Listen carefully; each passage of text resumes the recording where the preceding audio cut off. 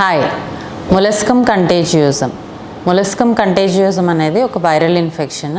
ఎక్కువగా చిన్నపిల్లల్లో, తర్వాత ఇమ్యూనిటీ తక్కువ ఉన్న పర్సన్స్లో మనం ఈ మొలస్కమ్ కంటేజియోజం ఇన్ఫెక్షన్ అనేది చూస్తూ ఉంటాము.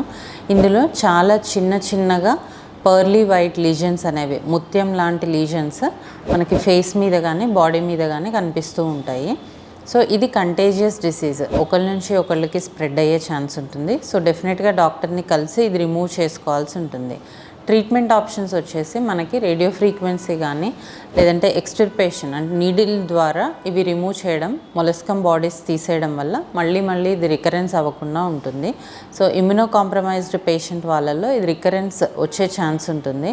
సో ఎలా వచ్చినా కూడా దీనికి ఫైనల్ ట్రీట్మెంట్ ఆప్షన్ అనేది ఎక్సిషన్. సో కంపల్సరీ మీ నియరెస్ట్ డర్మటాలజిస్ట్ని కాంటాక్ట్ అయ్యి మొలస్కమ్ కంటేజియోజం ఉంటే ఎక్సిషన్ చేయించుకోండి.